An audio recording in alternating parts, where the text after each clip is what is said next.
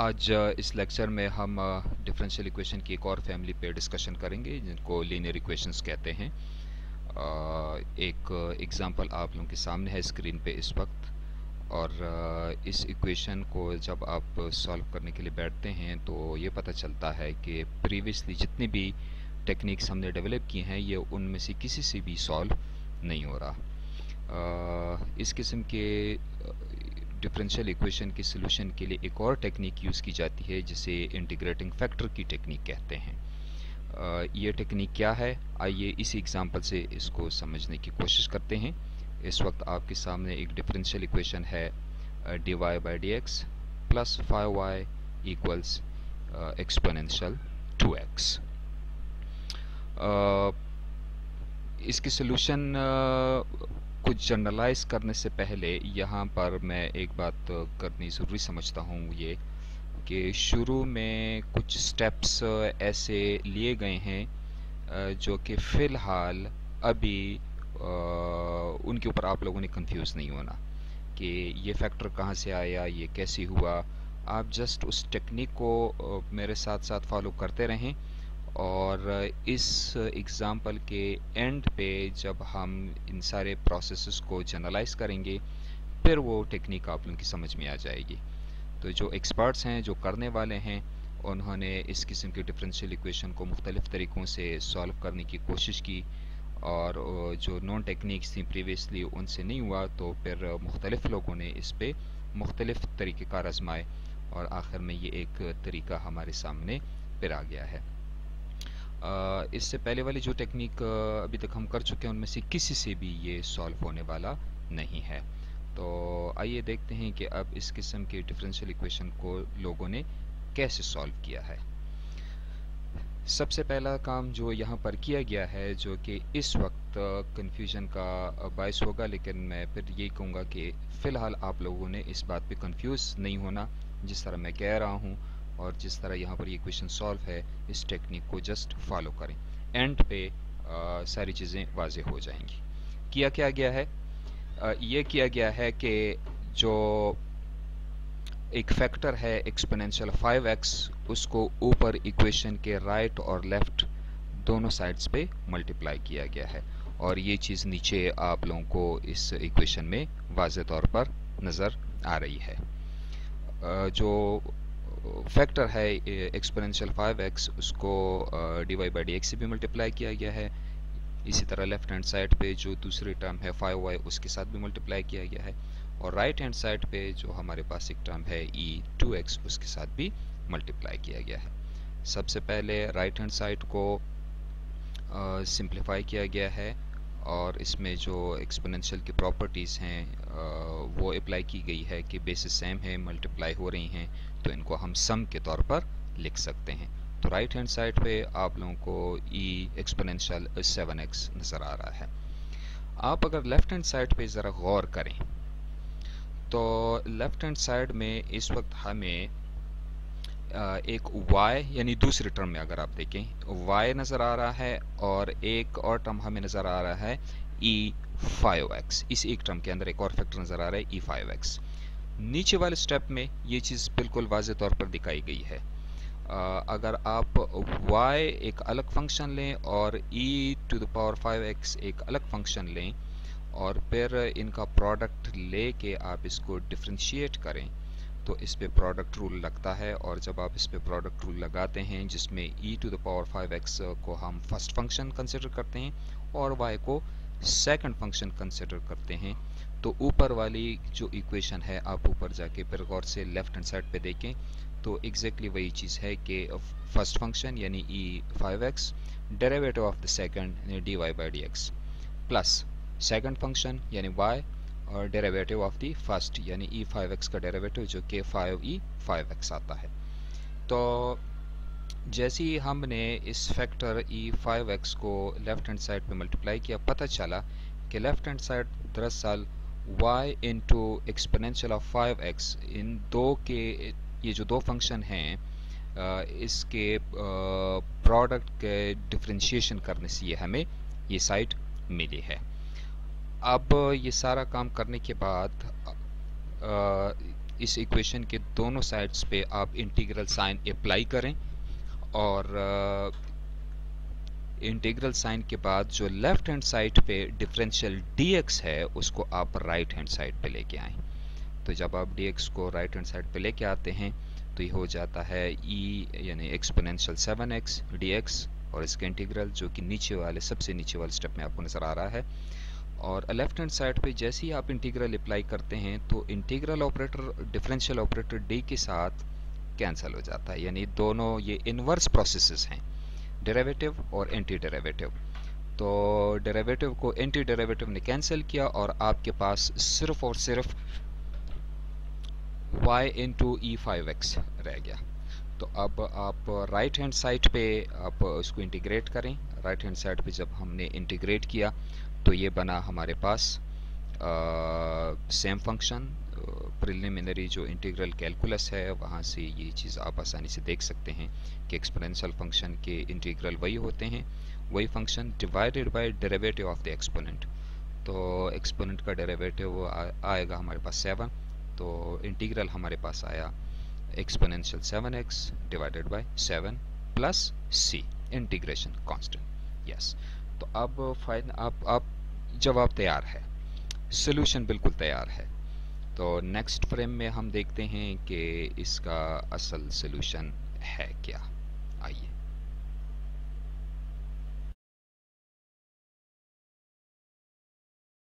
जी box में इसका solution given है। आप देख सकते हैं कि कैसे उस साइड से e⁵x को राइट हैंड साइड पे लेके जब लाया गया है तो राइट हैंड साइड पे e2x ओवर 7 फाइनल रिजल्ट बनता है, प्लस जो c है वो उसके साथ भी मल्टीप्लाई होता है। यहाँ पर मैं थोड़ी सी एक चीज़ पे ज़रा एम्फेसाइज करूँगा, जोर दूंगा। उसमें बच्चे अक्सर ये गलती करते हैं कि लेफ़्ट हैंड साइड से जब वो मल्टीप्लिकेटिव फैक्टर जो कि इज्यूम किया गया हुआ होता है शुरू में, जिस तरह के इस शक्ल में e⁵x था, वो जब फाइनली राइट हैंड साइड पे लेके आते हैं तो उसको वो c से मल्टीप्लाई करना भूल जाते हैं। ये एक गलती है जो कि अक्सर बच्चे करते हैं, तो इस बारे में आप लोगों ने बिल्कुल कॉशियस रहना है। ये चीज़ यहाँ नोट्स में भी मैंने दी है, आप इसको ज़रा गौर से देखें और ये गलती आप लोगों ने नहीं करनी। चलें जी, अब हम इस टेक्निक को जनरलाइज करते हैं कि ये आखिर हुआ क्या, ये e⁵x कहाँ से आया और कैसे हमें पता चला कि जब e⁵x हम इक्वेशन के राइट और लेफ्ट हैंड साइड पे मल्टीप्लाई करेंगे तो उससे फिर ये इक्वेशन सॉल्वेबल हो जाती है, इसको सॉल्व करना आसान हो जाता है और मुमकिन हो जाता है। जनरलाइज्ड एक इक्वेशन गिवन है, आपके सामने स्क्रीन पे है। तीसरी वाली लाइन में देख सकते हैं, चौथी वाली लाइन में इक्वेशन की शक्ल कुछ यूँ है कि dy/dx plus py equals q। यहाँ पर p और q कॉन्स्टेंट्स भी हो सकते हैं या फिर x के फंक्शंस भी हो सकते हैं। मैं एक दफ़ा फिर रिपीट कर रहा हूँ, इस इक्वेशन में जो p और q है ये कॉन्स्टेंट्स भी हो सकते हैं और ये x के फंक्शन भी हो सकते हैं, दोनों पॉसिबिलिटी है। जब इक्वेशन की शक्ल कुछ इस किस्म की हो तो डिफरेंशियल इक्वेशन के लिटरेचर में उसको लीनियर इक्वेशंस के नाम से याद किया जाता है। ये लीनियर इक्वेशन है ऑफ फर्स्ट ऑर्डर, और इस किस्म की इक्वेशन को यानी linear equation of first order को सॉल्व करने का एक ही तरीका है, वो ये कि इस इक्वेशन में जो आपको p नज़र आ रहा है, इस p का आप इंटीग्रल लेंगे x के लिहाज से। जी हाँ, मैं रिपीट कर रहा हूँ, इस लीनियर इक्वेशन में जहाँ आपको p नज़र आएगा उसका आप इंटीग्रल लेंगे x के लिहाज से और उस इंटीग्रल के ऊपर फिर आप एक्सपोनेंशियल अप्लाई करेंगे। तो जब आप उसके ऊपर एक्सपोनेंशियल अप्लाई करेंगे तो फिर उससे जो भी चीज़ बनती है उसको आपने इक्वेशन, जो गिवन इक्वेशन होगी, जो प्रॉब्लम होगी, उसके राइट और लेफ्ट हैंड से जब मल्टीप्लाई करेंगे तो वो इक्वेशन सॉल्वेबल हो जाएगी।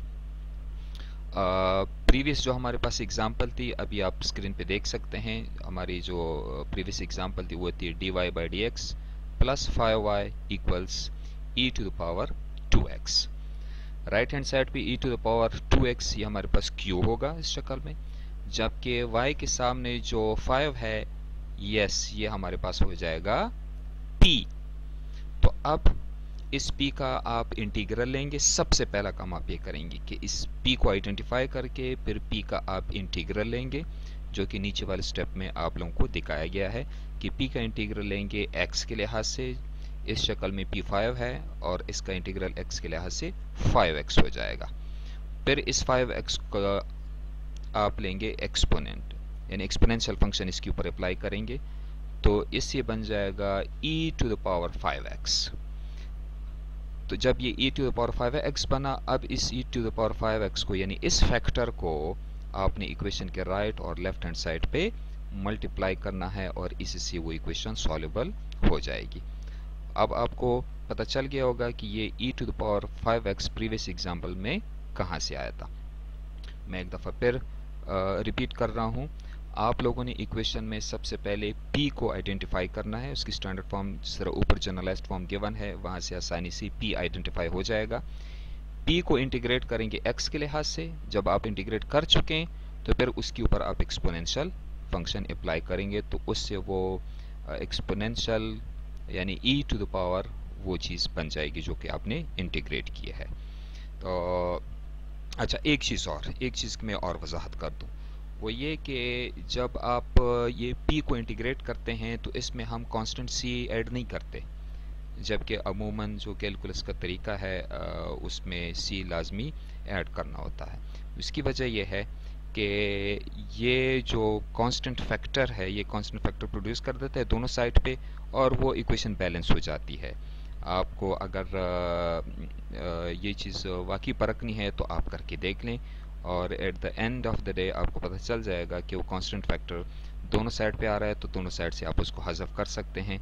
लिहाजा इस ख़ास शक्ल में, इस पर्टिकुलर केस में, ये वो वाहिद जगह है पूरे इंटीग्रल कैलकुलस में जब हम इस इंटीग्रल के साथ कोई कांस्टेंट ऑफ इंटीग्रेशन नहीं लगाते।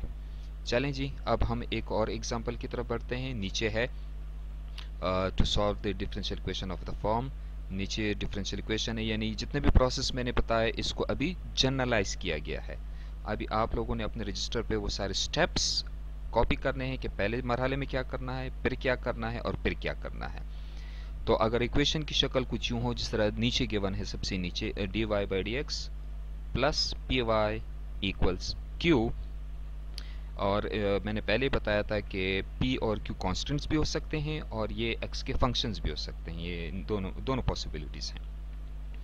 जब आप ये कर चुके हैं और आप इसमें से p को आइडेंटिफाई कर लें तो फिर आपने p का इंटीग्रल लेना है और फिर उसके ऊपर आपने एक्सपोनेंट अप्लाई करना है, जिस तरह की नीचे गिवन है। आप देख सकते हैं कि एक्सपोनेंशियल और power integral of p dx, इससे जो भी फैक्टर आपको मिलेगा वो दरअसल वही फैक्टर होगा जो इस इक्वेशन को, जो गिवन इक्वेशन होगी, जो प्रॉब्लम होगी, वो उसको इंटीग्रेबल सॉल्वेबल बनाएगा। और इसी से ये नाम पड़ा है कि इंटीग्रेटिंग फैक्टर, यानी ये एक ऐसा फैक्टर है जो उसको इंटीग्रेबल बनाता है। तो उम्मीद रखता हूँ चीज़ें आप लोगों को क्लियर हो चुकी होंगी। इस पर थोड़ा सा टाइम स्पेंड करें और फिर हम अगले फ्रेम की तरफ बढ़ते हैं और कुछ प्रॉब्लम्स सॉल्व करते हैं।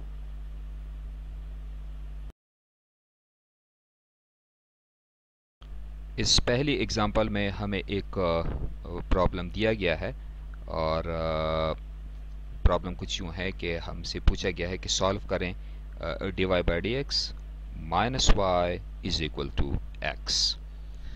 अब सबसे पहले आपने क्या करना है कि इस गिवन इक्वेशन को, जो प्रॉब्लम है, उसको स्टैंडर्ड फॉर्म के साथ कंपेयर करना है। स्टैंडर्ड फॉर्म क्या है? dy by D X plus P Y is equal to Q. और यहीं से हमें पता चल जाता है कि जब हम कंपेयर करते हैं तो p हमारे पास -1 आ रहा है और q हमारे पास x आ रहा है। तो जब आपको p का पता चल गया तो अब इंटीग्रेटिंग फैक्टर मालूम करना कोई मुश्किल काम नहीं है। इंटीग्रेटिंग फैक्टर हमेशा होता है एक्सपोनेंशियल और इंटीग्रल ऑफ p dx, जबकि यहाँ पर p आप गिवन है -1 है। लिहाजा सबसे पहले तो आप -1 का इंटीग्रल मालूम करें x के लिहाज से। जी हाँ, वो -x हो जाएगा। अब नेक्स्ट आपने क्या करना है, इंटीग्रेटिंग फैक्टर कैसे फाइंड करना है? इस -x के ऊपर आप लोगों ने एग्जैक्टली जो आपने सोचा है और कहा है वही होगा, लेकिन आइए देखते हैं नेक्स्ट फ्रेम में कि इसमें क्या किया गया है।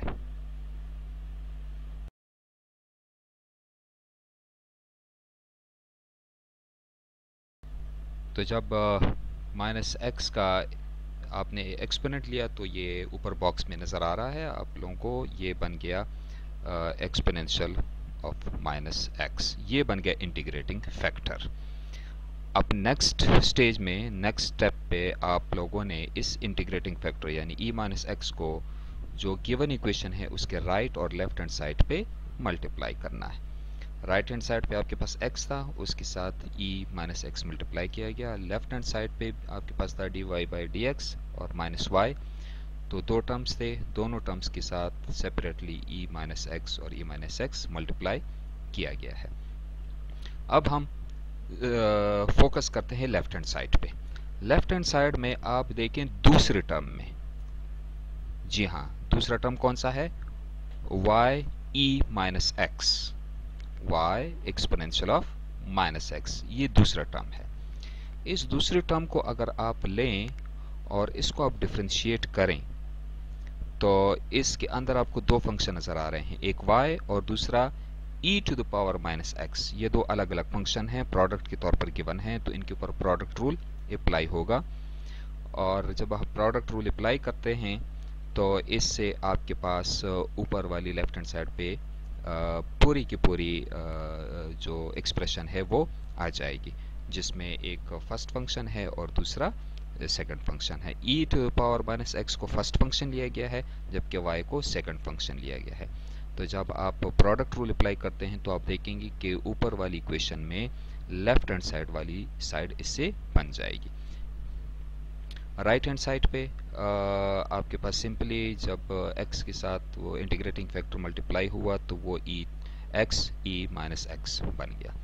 अब नेक्स्ट स्टेप में आप लोगों ने क्या करना है, नेक्स्ट स्टेप में आप लोगों ने ये करना है कि इस इक्वेशन के राइट और लेफ्ट हैंड साइड पे इंटीग्रल लेके और फिर उसके बाद लेफ्ट हैंड साइड पे जो डिफरेंशियल dx है उसको शफल करके लेके आना है राइट हैंड साइड पे। जी हाँ, इसी के आगे जो अगला स्टेप है वो इसी के आगे लिखा हुआ है, यही किया गया है। और यहाँ पर मैं फिर रिपीट कर रहा हूँ कि परेशान होने की ज़रूरत नहीं है, क्योंकि जब आप लेफ्ट हैंड साइड पे इंटीग्रल अप्लाई करते हैं तो वो इंटीग्रल ऑपरेटर और इस साइड पे जो d, सिर्फ d बचेगा, वो डिफरेंशियल ऑपरेटर है, वो आपस में कैंसिल आउट हो जाएंगे। यानी एक डेरिवेटिव है, दूसरा एंटी डेरिवेटिव है, एक दूसरे के इन्वर्स प्रोसेसेस हैं, एक दूसरे को कैंसिल करते हैं।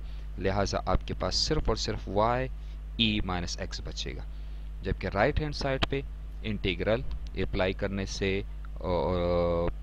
फिर आपने इस इंटीग्रल को x के लिहाज से इंटीग्रेट करना है। अब राइट हैंड साइड पे जो इंटीग्रल है आप इंटीग्रेंट को देखें, यानी इंटीग्रल साइन के अंदर जो भी है उसको देखें।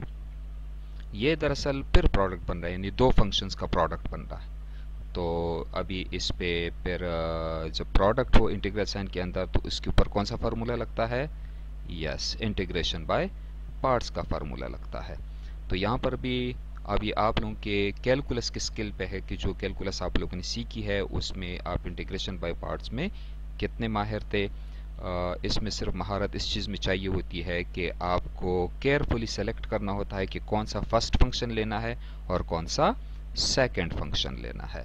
जी हाँ, तो यहाँ पर बिल्कुल एक सिंपल सी सिचुएशन है, लिहाजा जो x है उसको फर्स्ट फंक्शन लिया गया है और e-x को सेकंड फंक्शन लिया गया है और इंटीग्रेशन बाय पार्ट्स का फार्मूला अप्लाई किया गया है राइट हैंड साइड पे।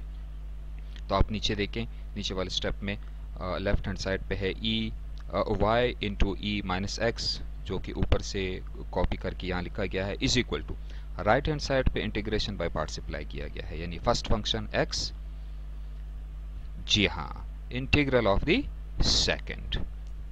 फार्मूला कुछ यूं है, first function integral of the second, जी फिर minus integral derivative of the first integral of the second. तो जब आप ये फार्मूला यहाँ पर लगाते हैं और इसको आप सॉल्व करते हैं तो देखें उसके आगे इज इक्वल टू ये आया minus x E minus x, ये एक्स के आगे माइनस जो है ये यहाँ पर माइनस ई की वजह से आया है।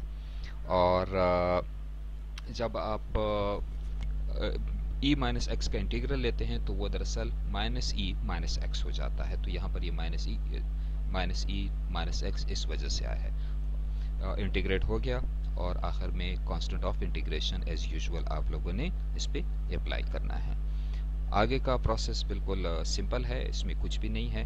अब आप लोगों ने बस y को उधर रख के जो e माइनस एक्स है लेफ्ट हैंड साइड पे उसको शफल करके लेके आना है राइट हैंड साइड पे। जब आप इसको राइट हैंड साइड पे लेके आते हैं तो आपके पास आखिरकार सोल्यूशन यही बनता है जो इस वक्त स्क्रीन में आपको बिल्कुल आखिरी स्टेप में गिवन है। y is equal to C E X minus X minus 1, यही इसका सोल्यूशन है। और इसकी ऑथेंटिसिटी ये है कि आप अगर इसको दोबारा से डिफरेंशिएट करते जाएं तो आपके पास फिर वही इक्वेशन बनेगी, डिफरेंशियल इक्वेशन इससे वो बन जाएगी। आप इसको किसी दूसरे तरीके से इंटीग्रेट करेंगे वो डिफरेंशियल इक्वेशन फिर से नहीं बननी। तो यहाँ पर कुछ पॉइंट्स नोट करने वाले हैं जो कि आप लोगों ने जिसके बारे में केयरफुल होना है।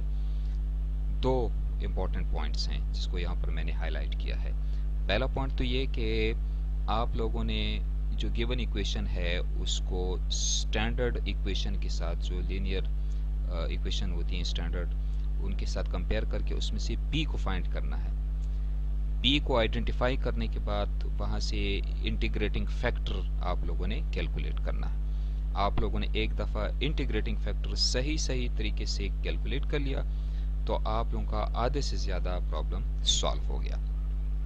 दूसरी चीज़ ये है कि जब आखिर में आप इंटीग्रल साइन लगाते हैं तो फिर ये आपके अपने कैलकुलस की स्किल्स पे हैं कि आप लोगों ने कैलकुलस को कितनी अच्छी तरीके से पढ़ा है कि वहाँ पर कौन सा फार्मूला या कौन सा स्टैंडर्ड इंटीग्रल लगना चाहिए। यहाँ पर मेरी ये सलाह है कि आप लोग किसी भी कैलकुलस की बुक से अपने अपने मोबाइल में या अपने रजिस्टर में अपने पास उनकी जो स्टैंडर्ड इंटीग्रल की टेबल्स हैं वो कॉपी कर लें, अपने पास रख लें और उसको टाइम टू टाइम देखते रहें ताकि आपकी मेमोरीज में वो चीज़ हर वक्त फ्रेश रहे कि अगर इंटीग्रेंट की शक्ल ये है तो उसका इंटीग्रल फिर यूँ होगा।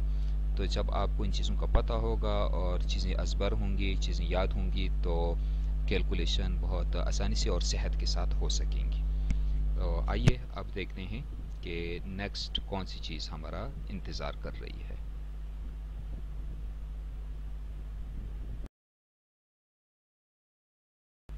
तो अब तक की जितनी भी डिस्कशन है उसको अब हम समराइज़ करते हैं और जनरलाइज करते हैं कि अगर आपके पास इक्वेशन है, एक लीनियर इक्वेशन है स्टैंडर्ड फॉर्म में और उसकी स्टैंडर्ड फॉर्म है dy by D X plus P Y equals Q, और इसमें p और q या तो कांस्टेंट होंगे या फिर ये x का फंक्शंस हो सकते हैं।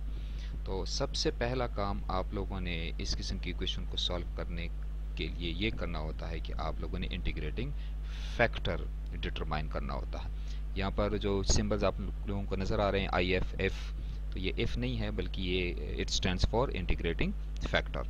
और इंटीग्रेटिंग फैक्टर किस तरह कैलकुलेट होता है कि स्टैंडर्ड इक्वेशन से आप लोगों ने गिवन इक्वेशन के साथ कंपेयर करके उसमें से p को फाइंड करना होता है, p को फाइंड आउट करना होता है और p को मालूम करने के बाद फिर आप उसका इंटीग्रल लेते हैं x के लिहाज से और उसके ऊपर आप एक्सपोनेंशियल अप्लाई करते हैं। तो इंटीग्रेटिंग फैक्टर के लिए हमारे पास एक सिंपल सा फार्मूला बन गया, वो ये है कि I F is equal to exponential और integral of P D X. ये काम करने के बाद आप उस गिवन इक्वेशन के राइट और लेफ्ट हैंड साइड पे उस फैक्टर से उसको मल्टीप्लाई करेंगे।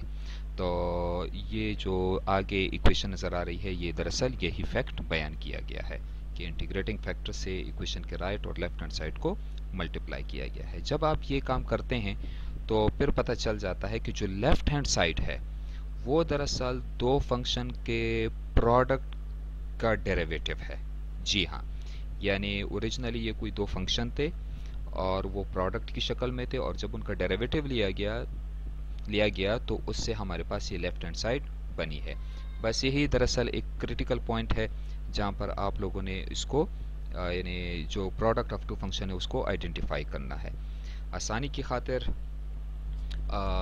नीचे उस चीज़ को मैंने लिखा हुआ है ताकि चीज़ें बिल्कुल देखती आप लोगों की समझ में आ जाए कि करना क्या है। स्टेप को सिंप्लीफाई करके लिखा गया है। नीचे वाले स्टेप में आप देखेंगे आप लोगों को नज़र आ रहा है y.if यानी y डॉट इंटीग्रेटिंग फैक्टर। जी हाँ, तो अब से ऑनवर्ड जितनी भी प्रॉब्लम्स आप लोगों के सामने आएंगी तो सबसे पहला काम आप लोगों ने तो वही करना है जो अभी मैंने बताया कि इंटीग्रेटिंग फैक्टर फाइंड करना है, और इंटीग्रेटिंग फैक्टर जैसे ही फाइंड हो उस इंटीग्रेटिंग फैक्टर को y के साथ मल्टीप्लाई करना है। बस ये आपका हो जाएगा लेफ्ट हैंड साइड, और राइट हैंड साइड पे जो q होगा उसके साथ आप लोगों ने इंटीग्रेटिंग फैक्टर को मल्टीप्लाई करके उसका इंटीग्रल लेना है। बस उसके बाद सिंपल सा इंटीग्रेशन का प्रोसेस है, और जैसे इंटीग्रेशन का प्रोसेस होता है उसके बाद आप लेफ्ट हैंड साइड से y को अकेला छोड़ के वहाँ से इंटीग्रेटिंग फैक्टर को राइट हैंड साइड पे शफल करते हैं, इक्वेशन को सिंप्लीफाई करते हैं, और वही आपका फाइनल सोल्यूशन होता है। तो इस पे थोड़ा सा टाइम आप स्पेंड करें, इसको अपने रजिस्टर में नोट करें इन स्टेप्स को, और फिर देखें कि आगे कौन सी नई प्रॉब्लम्स हमारा इंतज़ार कर रही हैं।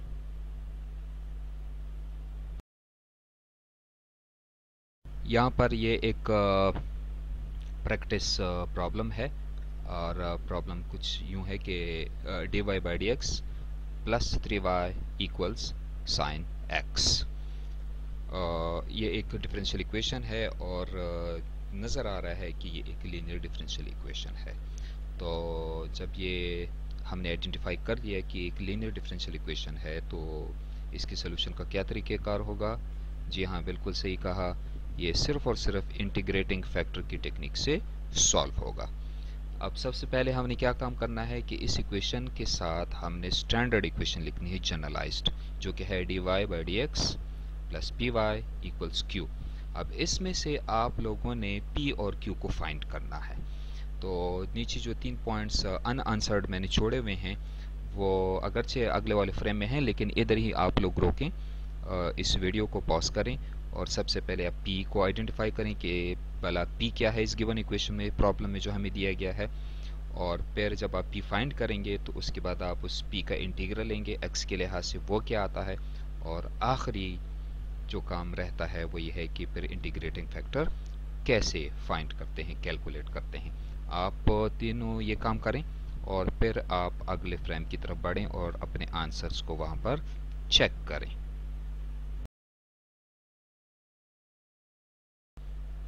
आप लोगों ने जो कैलकुलेशन की हैं उनको अब मेरे इस रिज़ल्ट के साथ टैली करें, कंपेयर करें जो कि ऊपर बॉक्स में है। अगर आप लोगों के रिज़ल्ट एग्जैक्टली यही हैं तो फिर आप लोगों ने बड़ा ज़बरदस्त काम किया है। इसका मतलब ये है कि ये टेक्निक अब आप लोगों को परफेक्टली समझ आने लगी है। तो तीनों रिज़ल्ट्स कंपेयर करके अपने रिज़ल्ट चेक कर लें।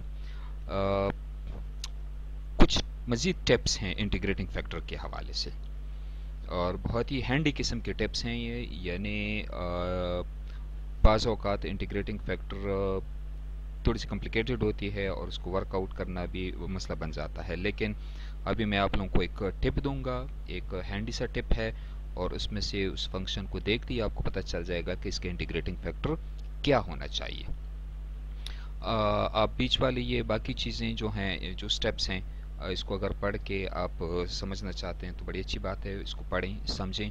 सबसे आखिरी वाली स्टेप्स पे मैं आता हूँ जहाँ पर लिखा हुआ है this means that exponential of the ln of the function is always a function। ये बहुत ही यूजफुल एक फार्मूला है। यानी इंटीग्रेटिंग फैक्टर में हम क्या करते हैं कि इंटीग्रेटिंग फैक्टर में हम एक्सपोनेंशियल ऑफ दैट फंक्शन लेते हैं। तो बाज़ औक़ात हमारे पास जो फंक्शन होता है वो नेचुरल लॉग की शक्ल में भी हो सकता है। तो ये जो अभी मैं आप लोगों को टिप दे रहा हूँ या एक हैंडी रूल आपको बता रहा हूँ, ये दरअसल उन केसेस के लिए है जिसमें वो जो फंक्शन है वो नेचुरल लॉगरिथम होता है किसी और फंक्शन का। तो जब भी आपका वास्ता नेचुरल लॉग के साथ पड़े तो उसमें सिंपली बस ये करना होता है कि अगर e टू द पावर और natural log of that function हो तो उसका आंसर हमेशा वो फंक्शन ही होता है। नीचे कुछ एग्जांपल गिवन है। पहली एग्जांपल है कि exponential of ln of x, तो जो रूल है उसके मुताबिक इसका आंसर वही होगा, वो फंक्शन क्या है, x है। इसलिए कि ये सिंपली हम अगर देखें यहाँ पर एक्सपोनेंशियल और लॉगरिथम आपस में कैंसल हो रहे हैं। Yes exactly. नीचे वाली दूसरी एग्जांपल में आप देखें exponential of the natural log of sine x. तो जो ऊपर फार्मूला बयान किया गया है उसके मुताबिक इसका आंसर क्या होगा, साइन एक्स। यानी नेचुरल लॉग के आगे जो भी फंक्शन होगा बस वही आंसर होगा, वही आप लोगों का इंटीग्रेटिंग फैक्टर कहलाएगा। तो नीचे वाले एक और एग्जांपल है एक्सपोनेंशियल और natural log of tangent hyperbolic x. तो इसका आंसर सीधा सीधा वही फंक्शन, और वो फंक्शन क्या है, टेंजेंट हाइपरबोलिक एक्स। नीचे सबसे आखिर में है yes exponential of natural log of x square. तो ऊपर वाले पैटर्न को फॉलो करते हुए बताएं मुझे कि इसका आंसर क्या आना चाहिए। अगर आंसर आपसे नहीं बन रहा तो थोड़ी देर के लिए इस पर सोचें और फिर आप अगले फ्रेम पे जाकर इसका आंसर चेक कर लें। ये बहरहाल एक हैंडी किस्म का टूल है, इसको आप लोगों ने अच्छी तरह से याद करना है और ये बहुत ज़्यादा आगे यूज़ होने वाला है।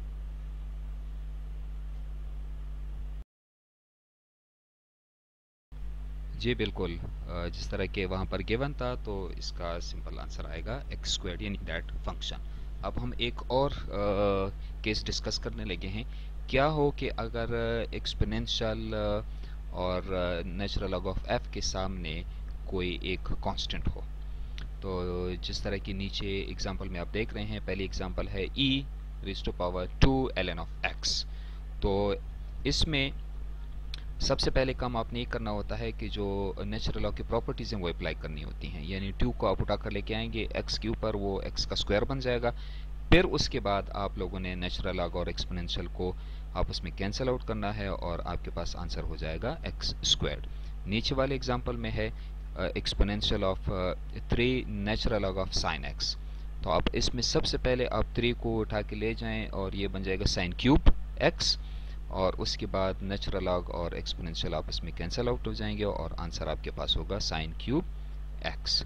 इसी तरह तीसरी एग्जांपल में है एक्सपोनेंशियल ऑफ -1। यस ये -1 है, माइनस ln ऑफ x।